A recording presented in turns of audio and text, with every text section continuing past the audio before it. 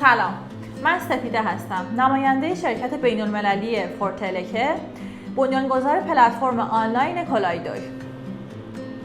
فورتلکه یه شرکت سهامی عامه.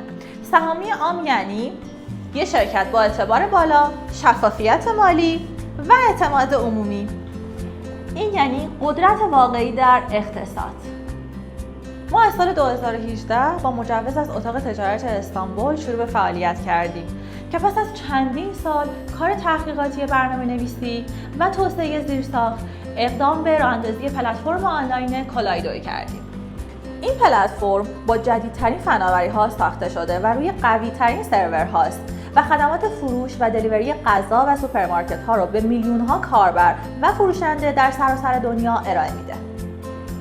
شرکت فورتلکه با ثبت بین‌المللی در آمریکا و دریافت کد DONS آماده گسترش فعالیت خود در سراسر دنیاست.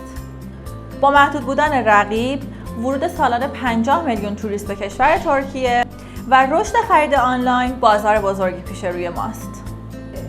در این پلتفرم علاوه بر اینکه رستوران‌ها و مارکت‌ها میتونن محصولات خودشون رو به فروش برسونن، رستوران‌ها و مارکت‌ها و تولیدات محصولات غذایی با برند کولایدوی در حال فعالیت و ارائه خدمات هستند. شرکت سهامی عام تجارت الکترونیک فورتلکه با 2500 سهام ثبت شده فرصتی نو برای سهامداران به وجود آورده تا در سودآوری و رشد این مجموعه شریک باشند.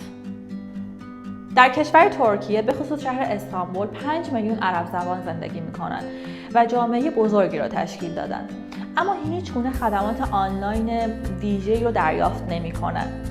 اما کولایدوی با ارائه خدمات آنلاین و جذب رستوران‌های متعدد عربی و پشتیبان به زبان‌های عربی و انگلیسی سرمایه‌گذاری ویژه‌ای نموده است. این پلتفرم به کاربران این اجازه رو میده که با توجه به ملیت غذای دلخواهشون رو سفارش بدن و با این ویژگی منحصر به فرد بدون رقیب شده. در اینجا ما یک سیستم با امنیت بالا طراحی کردیم که هر کاربر بعد از خرید هر سهم میتونه دارای نام کاربری و پسورد اختصاصی خودش باشه.